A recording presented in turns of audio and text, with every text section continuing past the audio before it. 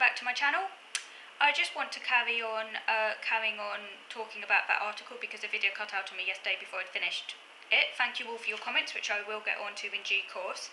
I'm baking the most amazing cake at the moment. It's an Easter cake, a simnel cake. It's the first time I made one last year, or was it a year before? But this is like, that one was a kind of pared down version. This one is like a proper version, and it's in the oven. It's a really long bake. It's still got to be in the oven for like over another hour. It's almost been in for an hour, and then it needs another hour. It's got loads of marzipan in it. It will have apricot jam in it, which I'll put in when it comes out. It's got lots of glacé cherries and dried fruit and spices and lemon rind. A hell of a lot of eggs. Got like 5 eggs in it. Butter, lots of brown sugar. Yeah, it's jam packed. It'll have iced eggs on top as well. So that's what I'm doing today. It smells amazing. Okay, so yeah, I want to carry on from where I left off. So I got up to a bit about sensory sensitivities being ARRB, a routinized repetitive behaviour, which I never realised before. I thought, but yeah, I suppose they are because, you know, they lead to avoidance and stuff and other repetitive behaviours. Also, if you have sensory seeking behaviour, then that can become quite repetitive as well, and avoiding certain sensory stimuli can be repetitive in nature. It says here that sensory sensitivities can also lead to specific phobias focused on that stimulus, and that was really interesting to me because I definitely feel I have a number of phobias that are directly connected to my sensory sensitivities. For example, I'm scared of dogs. I had a dog growing up, but that didn't stop me from becoming scared of other dogs. I wasn't scared of dogs when I was a tiny child. The phobia sort of developed in early childhood, sort of like developed after about the age of maybe like 4 or 5. I think after a dog barked at me, and then it just got a lot worse. It's even worse as an adult than what it was as a child. As a child, it got progressively worse, but it wasn't as bad as what it is as an adult. And it didn't help, I don't think, that my mum was a bit wary of dogs, so I think even though we had our own dog, but she was a bit wary of other dogs, and I think that kind of, maybe I picked up on that as well. But I think a lot of that is to do with the unpredictability around dogs. Like, obviously my own dog's different because I predictable, you know, I knew what she was like and everything, but other dogs, unpredictable behaviours around other dogs, like they sometimes jump and run up to you, and I don't like that because they're like invading my space, and that's a kind of sensory invasion, just as much as I wouldn't want another person doing the same thing. And also they bark, and barking is really triggering, and I hate the noise. I don't like the noise, and I feel that has become a bit of a phobia in and of itself, independent of my other phobias around dogs. Just because I don't like the noise, it's sensory. So a dog could be barking, and at that point I'm not scared of the dog, it's nowhere near me, I can just hear it barking. I'm not scared of the actual dog, it's the noise I don't like. And yeah, I absolutely hate it. It's just, if it was my own dog, it'd be different obviously, but then that comes back down to noises that you can predict and that are controlled. You know when it's going to bark, you know it. I'll say if it's your own dog, for me, that would be completely different. Like I said, I grew up with a dog, and I was fine around her barking. She didn't bark that much, she wasn't a yappy dog, but like, when she did bark, it was kind of predictable. It's like other dogs, you know, it's the unpredictable nature of it, so I feel that has led to phobia. And the other thing, in and of itself, sort of sensory phobia, and the other thing is that a lot of my fear around getting sick, I feel, is also connected to sensory issues, in that like, no one likes being ill, obviously, no one likes being ill, but like, for me, there is the added effect of the sensory side of it, which makes it a lot worse. Like, when you're ill, there's a lot of unpredictability associated with it. I have is it a metaphobia, like fear of being sick? Like, again, no one likes being sick, but a metaphobia is when it takes it to another level, like it's a really extreme fear of being sick. And I think that kind of like has contributed a lot to my OCD, which again is where there's this synergy between my OCD and the autism. Like, I feel the OCD is an emergent property of my autism, and a lot of it is connected to my sensory issues and around being ill, and therefore going to great lengths to avoid being ill, the unpredictability around illness, and the feelings around being ill, and routine changes and all of that. I feel the autism has resulted in this extreme rigidity around avoidance, around getting ill. So that was interesting, where it said, yeah, sensory sensitivities can lead to specific phobias. I feel that is definitely the case for me. which is why it doesn't really make sense to kind of separate the OCD completely from my autism, because the autism has in many ways directly contributed to the OCD. Obviously they are separate diagnostically, but the very symptoms of my autism have, for me, directly resulted in aspects of OCD. So the next part of the article says that autism severity does not provide a complete understanding of the ramifications on the quality of life. So that's to say that just looking narrowly at the core criterion and kind of assessing severity based on that isn't going to give you the whole picture. Because the majority of autistics are diagnosed with other co-occurring conditions.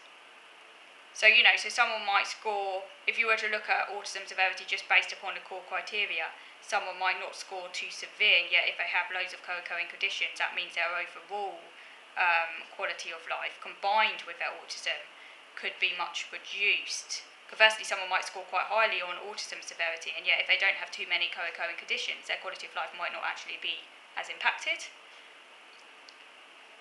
The DSM definition of severity is not designed to measure severity in relation to these co-occurring conditions. So the DSM very much does look at autism in isolation from the co-occurring conditions, as if you can even really do that, really. But in the context of functional outcomes, these co-occurring conditions can greatly impact the way the core symptoms are manifested.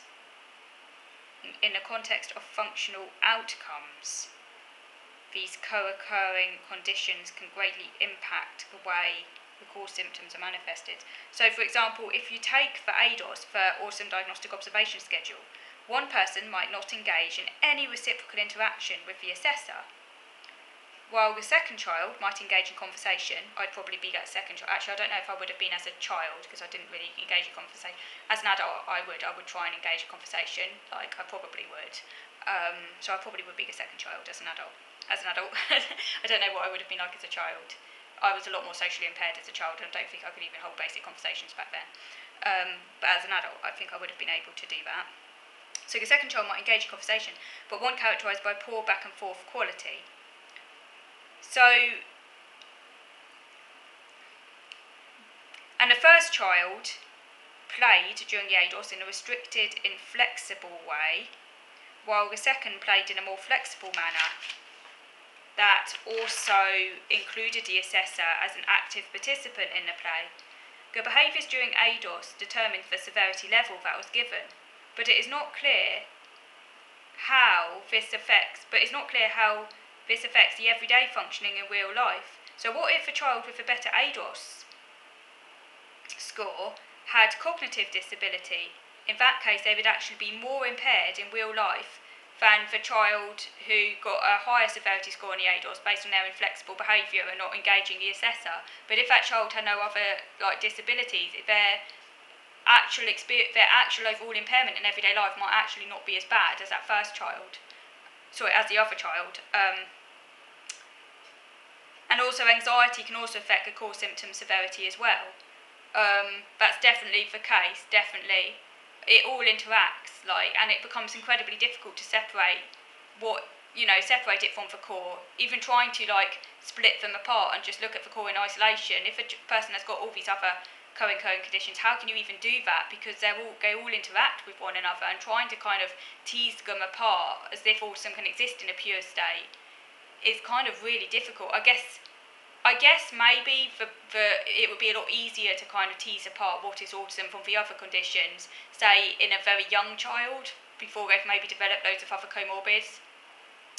Obviously, if a child also has an intellectual disability, that wouldn't be possible because an intellectual disability is there from birth anyway.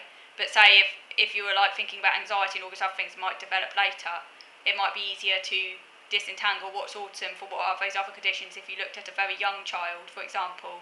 I guess that would give you a greater understanding of what is the autism. I know in my own case, I think the autism itself would have been a lot more obvious to see.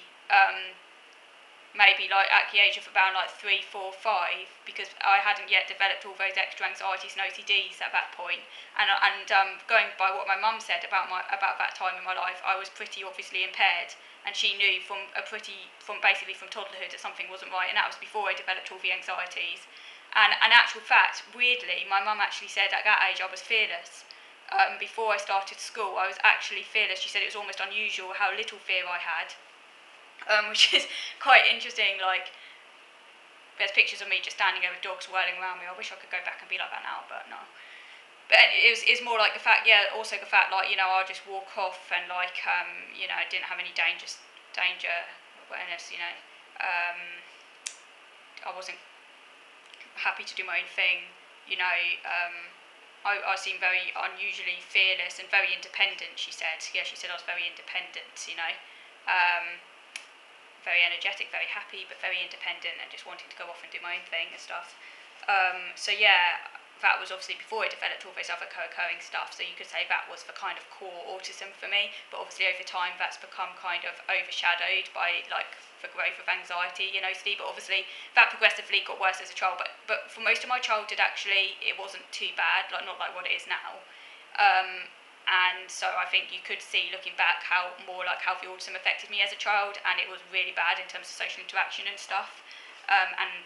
But again, I also had cognitive difficulties, like my non-verbal being really, really low. To what extent was that caused by the autism, or to what extent that was separate?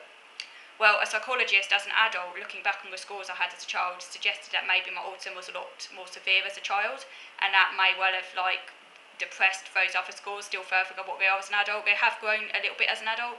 Like, my non-verbal isn't quite as bad as what it was a child ago, it's still pretty low. And she said it might have reflected that my overall autism itself was worse as a child as well. I don't know if that's the case. I think that's a little bit contentious saying that, because I think in some ways, yes, my autism was worse as a child, because I have developed and, like, learned a lot of social stuff as I've got older, and obviously my social has improved a lot. But, like, in other ways, I feel my autism has actually got worse as I've got older. Like, routinized rigidities, I feel, have actually got worse. So I think it kind of, parts of it have improved, while other parts have actually deteriorated, unfortunately. And I feel more impaired. I feel a lot more impaired. Like, as a child, other people noticed my impairment, but I was like, I had a really good childhood. And I think it's more that other people noticed my impairment, but it didn't really affect me so much. Like, I didn't really have that awareness of being a weird person. Like, it didn't bother me, even though, like, I didn't have any friends. It, like, didn't really bother me in any big way. Like, I was just like myself. So, like, the inner feeling of being impaired wasn't so much there as a child. Anyway, so I'm going off a tangent. So yeah, anxiety obviously can also affect the core symptom severity. Objective functioning, which includes such things as employment and independent skills, and a subjective sense of well-being and quality of life. So, sorry, I'll say it again. There's an objective functioning. There's two types of functioning. There's objective functioning, which is employment, independent skills. That's like how objectively you can function in life. Like, for me, like, obviously I can't work, and a lot of that's due to the interaction between autism and my extreme OCD around germs and contamination. Probably if I didn't have a germ OCD contamination, I may well have a job. I probably would have a job, but I would then get into all sorts of other trouble because of my autism, my problems with organisation, executive functioning, daydreaming, not being able to follow instructions, which is there irrespective of the OCD. That's like the core part of my problem in terms of autism there. I would still really, really struggle to follow instructions, do all those other things, get into all sorts of trouble. So yeah, I probably would have some form of job if I didn't have contamination OCD, but I'd get into lots of other difficulty, and it still wouldn't be plain sailing because of all those other problems I have, which are connected to the autism. But yeah, obviously the OCD combined obviously makes my functioning even worse. But again, there's also a subjective sense of well-being and quality of life as well. So that's what I said before, So we need to address the core symptoms of autism, the kind of essential criteria, if you like, and the other influential aspects of life. It needs to be multidimensional. It should not just look at the core criteria, that dimension. It also needs to take into account all the other dimensions that affect a person's life, such as mental health, coexisting conditions and things like that. Okay, so I'm just going to move over to video number 2 now to carry on discussing this article. So moving over to video number 2.